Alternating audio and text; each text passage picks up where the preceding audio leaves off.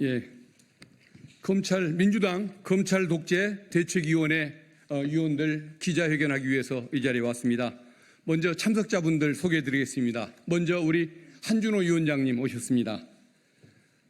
오른쪽부터 설명드리겠습니다. 다음은 우리 양부남 의원님입니다. 그리고 이재강 의원님 참석하셨습니다. 이성윤 의원님입니다. 우리 민영배 단장님 참석하셨습니다. 우리 왼쪽으로 전용기 의원님 참석하셨습니다. 그리고 우리 이용우 의원님입니다. 다음은 우리 정준호 의원님입니다. 그 다음에는 이건태 의원님이시고 김문수 의원님 참석하셨습니다. 위례지구 대장동 사건 재판 과정에서 검사가 참고인 진술조서를 조작했다는 이런 의혹이 제기가 됐습니다. 검사가 불러주는 대로 진술을 했다는 그 취지의 그런 증언이 나왔기 때문에 그 실상을 여러분들께 알려드리고자 이 기자회견 자리를 마련한 것입니다. 그런데 검찰은 이 외에 그 전에도 공문서 표지가리 범죄를 저질렀고 또 유동규가 전달받았다는 돈 이게 선거자금이라고 조작하기 위해서 범행 시기를 조작하는 그런 잘못을 저질렀고 또 쌍방울의 대북 송금 사건 거기에서는 필리핀에 나타난 적도 없는 리오남에게 70만 불을 줬다는 그런 허위 진술을 가지고 기소를 했다가 1심에서 유죄까지 받았지만 뒤늦게 그게 근거 없는 허위 진술이었다는 것이 조작 사건이었다는 것이 지금 드러나고 있는 실정인데 일단 이 부분과 관련해서 여러분들께 기자회견을 요청드린 것입니다. 차례대로 낭독을 하도록 하겠습니다. 이재강 의원님. 예.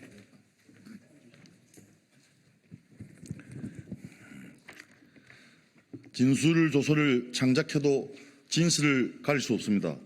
지난 9월 10일 서울중앙지법 형사합의 33부에서 위례지구 대장동 관련 사건에 대한 제45차 공판이 진행된 바 있습니다. 이날 법정에서는 이재명 당대표를 엮기 위해 검찰이 참고인을 동원했으며 참고인의 진술조서를 검찰이 손수 창작했다고 의심되는 정황이 쏟아졌습니다.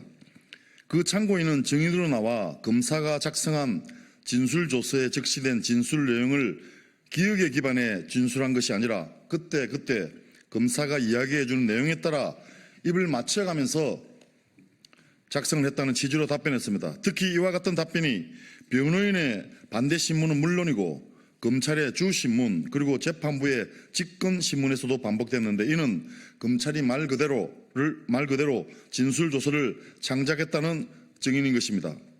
이날 증인의 법정 진술을 보면 검찰의 행태가 황당하기 그지없습니다. 변호인이 증인에게 검찰에게 진술한 구체적인 여러 사실관계에 대하여 당시 증인이 기억하고 있는 내용을 증인 스스로 기억하여 진술한 것인가요? 라고 묻자 증인은 기억나지 않는다거나 검사님이 먼저 이야기를 했습니다. 라는 취지로 답변했습니다.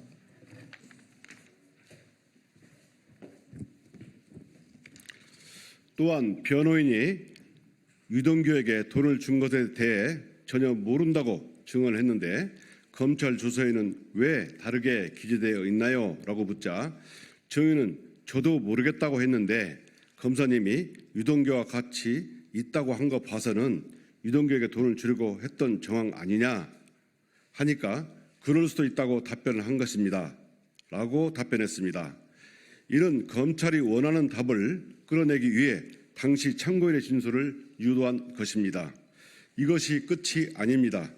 법정에서 검사가 남욱, 정영학이 정 실장, 김 의원에 대해 정진상과 김용이라고 지칭한 것이 맞느냐라는 취지의 질문을 하자 증인은 저는 솔직히 그런 분들인지 몰랐고 지금도 몰랐는데 조사를 받을 때 검사님과 이야기를 할 때 왔다고 하시니까 왔다고 한 것입니다. 라고 답변을 했습니다.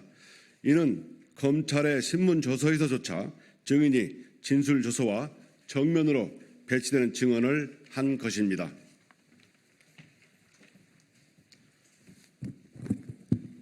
재판부도 진술조서와 배치되는 증언을 계속하는 것이 의아했는지 이를 재차 확인하는 직권신문을 진행했습니다. 재판부가 정 실장, 김 위원이라는 사람이 온 것을 알았나요? 직책이나 이름을 알았나요? 라고 묻자 증인은 그게 누군지 직책도 이름도 몰랐습니다. 라고 답을 했습니다. 이후 이어진 재판부의 거듭된 질문에도 이와 같은 증언은 반복됩니다. 만약 검찰이 객관적인 사실을 바탕으로 작성해야 하는 진술조서를 검찰이 원하는 내용으로 의도적으로 허위 작성했다면 허위 공문서 작성죄에 해당합니다. 앞서 지난 5월 민주당 정치검찰 사건 조작 특별대책단 기자회견에서 검찰이 얼토당토하는 선거자금 명목이란 돈을 만들어 보고자 증거 사실을 왜곡하고 시기를 멋대로 짜 맞췄다는 문제점을 지적한 바 있습니다. 대장동 일당이 주고받은 돈을 이재명 대표의 선거자금으로 둔갑시키기 위해 금품수수 일시를 조작했던 사례입니다. 그 외에도 쌍방울 대북송금 사건에서 김성태 전 회장을 회유 협박하여 필리핀에 나타난 적도 없는 리오남에게 70만 불을 건넸다는 진술을 하게 하는 등 많은 조작 행위를 범했습니다.